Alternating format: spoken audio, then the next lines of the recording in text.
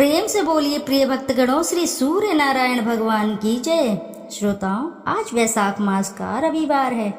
रविवार के अवसर पर आप रसपान करेंगे रविवार की पावन एवं पौराणिक व्रत कथा, जिसके रसपान से भगवान सूर्य नारायण की कृपा अवश्य ही बरसती है। रविवार का व्रत रखने के लिए सूर्योदय से पहले उठें, स्नान करें, लाल वस्त्र पहने और सूर्य देव को तांबे के लोटे में जल, अक्षत और लाल फूल अर्पित करें।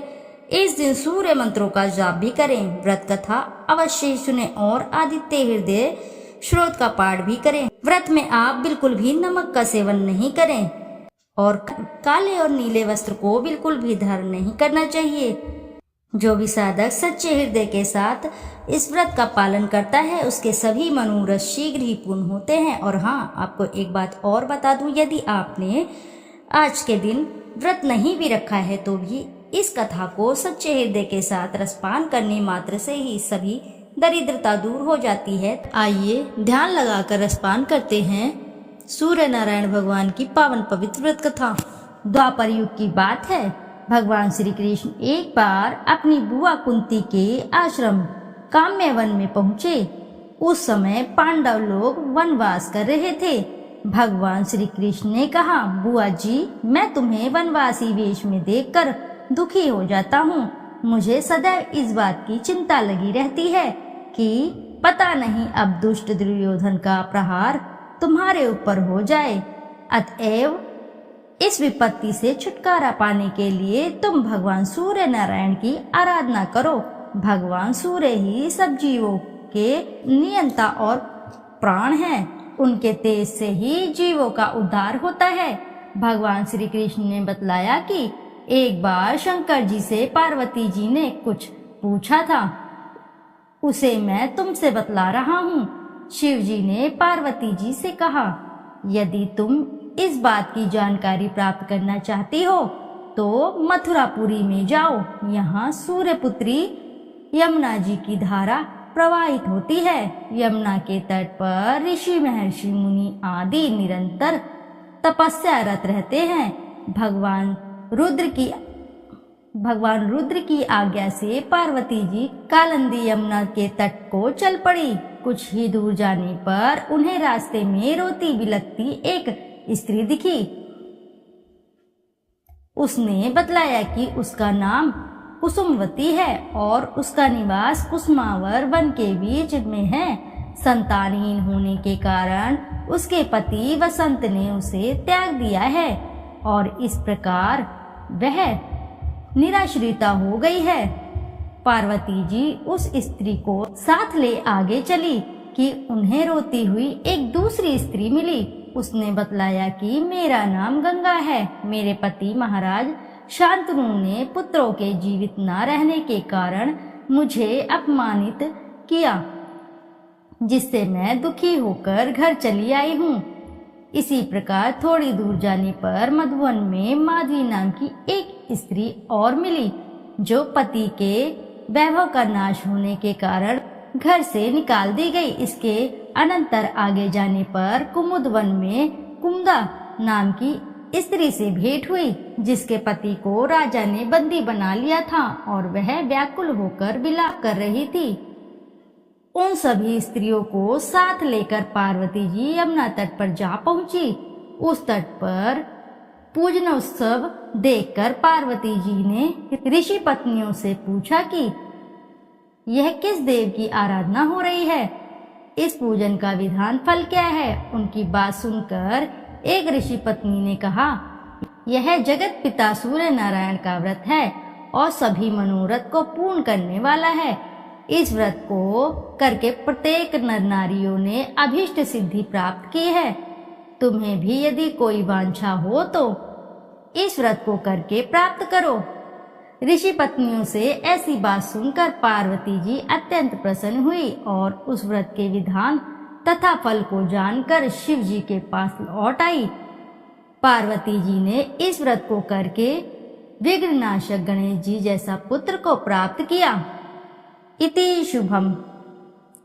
जोर से बोलिए प्रिय भक्तगणों, जय सूर्य नारायण भगवान की। प्राचीन काल में एक बुढ़िया रहती थी। वह नियमित रूप से रविवार का व्रत करती। रविवार के दिन सूर्योदय से पहले उठकर बुढ़िया स्नान आदि से निवृत्त होकर आंगन को गोबर से लीप कर स्वच्छ करती। उसके बाद सूर्य भगवान की पूजा करते हुए रविवार की व्रत कथा सुनकर भगवान सूर्य को भोग लगाकर दिन में एक समय भोजन करती। सूर्य भगवान की अनुकंपा से बुढ़िया को किसी प्रकार की चिंता व कष्ट नहीं था। धीरे धीरे उसका घर धन धान्य से भरता रहा। उस बुढ़िया को सुखी देखते हुए उसकी पड़ोसन उससे बुरी तरह जलने लगी। बुढ़िया ने कोई गाय नहीं पाल रखी थी, अतः वह अपनी पड़ोसन के आंगन में बंधी गाय का गोबर लेकर आती। पड़ोसन ने कुछ सोचकर अपनी गाय को घर के भीतर बांध दिया। रविवार को गोबर न मिलने से बुढ़िया अपना आंगन नहीं लीप सकी। आंगन न लीप पाने के कारण उस बुढ़िया ने सूर्य भगवान को भोग नहीं लगाया और उस दिन उसने स्वयं भी भोजन नहीं किया। सूर्यास्त होने पर बुढ़िया भूखी प्यासी सो गई। रात्रि में सूर्य भगवान ने उसे स्वप्न में दर्शन दिए और व्रत करने की तथा उन्हें भोग न लगाने का कारण पूछा। बुढ़िया ने बहुत ही करुण स्वर में पड़ोसन के द्वारा घर के अंदर गाय बांधने और गोबर न मिल पाने की बात कही। सूर्य भगवान ने अपनी अनन्य भक्त बुढ़िया की परेशानी का कारण जानकर उसके सब दुख दूर करते हुए कहा, हे माता, तुम प्रत्येक रविवार को मेरी पूजा और व्रत करती हो। मैं तुमसे अति प्रसन्न हूँ और मैं तुम्हें ऐसी गाय प्रदान करता हूँ जो तुम्हारे घर आंगन को धन्य धान्य से भर देगी, तुम्हारी सभी मनोकामनाएं पूरी करेगी।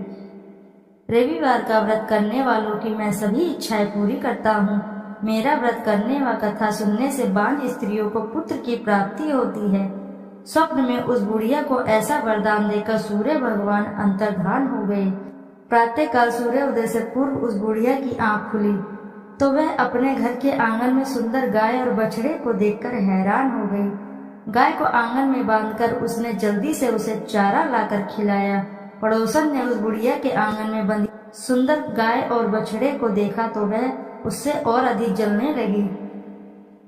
तभी गाय ने सोने का गोबर किया। गोबर को देखते ही पड़ोसन की आंखें फट गई। पड़ोसन ने उस बुढ़िया को आसपास न पाकर तुरंत उस गोबर को उठाया और अपने घर ले गई तथा अपनी गाय का गोबर वहां रख आई। सोने के गोबर से पड़ोसन ने कुछ ही दिनों में धनवान हो गई। गाय प्रतिदिन सूर्योदय से पूर्व सोने का गोबर किया करती थी और बुढ़िया के उठने के पहले पड़ोसन उस गोबर को उठाकर ले जाती थी। बहुत दिनों तक बुढ़िया को सोने का गोबर के बारे में कुछ पता ही नहीं चला। बुढ़िया पहले की तरह हर रविवार को भगवान सूर्य देव का व्रत करती रही और कथा सुनती रही, लेकिन सूर्य भगवान को जब पड़ोसन की चालाकी का पता चला तो उन्होंने तेज आंधी चलाई। आंधी का प्रकोप देखकर बुढ़िया ने गाय को घर के भीतर बांध दिया। सुबह उठकर बुढ़िया ने सोने का गोबर देखा, उसे बहुत आश्चर्य हुआ। उस दिन के बाद बुढ़िया गाय को घर के भीतर ही बांधने लगी। सोने के गोबर से बुढ़िया कुछ ही दिनों में बहुत धनी हो गई।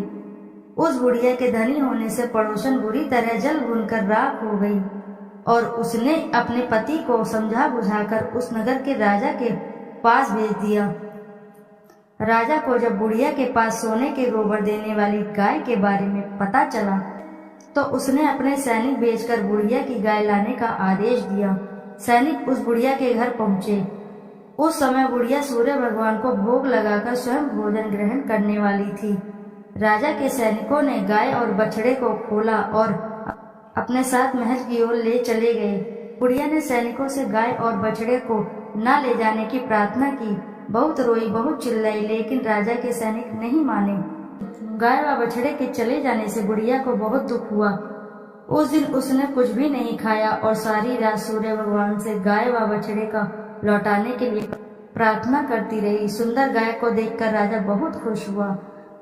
सुबह जब उस राजा ने सोने का गोबर देखा तो उसे आश्चर्य का ठिकाना न रहा।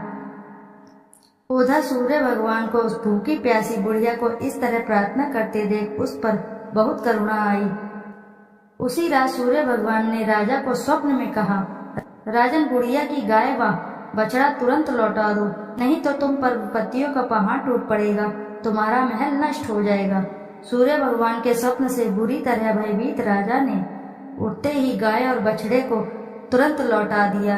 राजा ने बहुत सा धन देकर बुढ़िया से अपनी गलती की क्षमा मांगी। राजा ने पड़ोसन और उसके पति को उनकी इस दुष्टता के लिए दंड भी दिया। फिर राजा ने पूरे राज्य में घोषणा कराई कि सभी स्त्री पुरुष रविवार का व्रत किया करें। रविवार का व्रत करने से सभी लोगों के घर धन्य धान्य से भर गए, चारों ओर खुशहाली छा गई, सभी लोगों के शारीरिक कष्ट दूर हो गए। राज्य में सभी स्त्री पुरुष सुखी रहने लगे और सुखी जीवन व्यापन करने लगे। बोले सूर्य देव की जय। आइए अब करते हैं सूर्य चालीसा। दोहा। संत शरण पदम कंजयुत महीधारी, शीश नवाय सूरज चालीसा लिखो, मोह कम हो सहाय। जयति जयति सूर्य भवाना, तव महिमा श्रुति वेद बखाना। सब सुख खानी भक्ति तब स्वामी, प्रणतारती उर अंतरयामी। अद्भुत ज्योति कला छवि भारी, तीन लोक से शोभा न्यारी। युग सहस्त्र योजन परवासा, अतुल तेज बल अतुल प्रकाशा। कुंडल ललित हार गल राजे, शोभा निरखी मदन मन लाजे। श्वेत पदम अरु चक्रही धारे, सकल जीव को तुम रखवारे। उदय भय त्रिभुवन तम भागे, तजी निद्रा सब जीव ही जागे। नित्य कर्म सब लोगन करी, निज निज धर्म कर्म अनुसरहि। कहीं वेद तव द्वादश नामा, अखिल लोक सब पूरन कामा। रवि आदित्य दीनेश दिवाकर, हरत सकल श्रम जीव चराचर। उद्यम सर्वस नाम है राजे, जेहि के तन अतुलित दुति छाजे।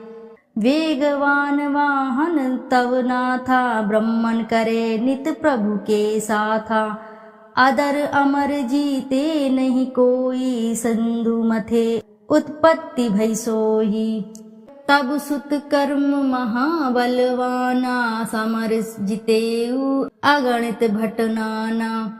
तेहि सम नहीं जग में को दानी, जासो कीर्ति सब जगत बखानी। कश्यप पुत्र गरुण के भाई, अरुण नाम साथी कहाई।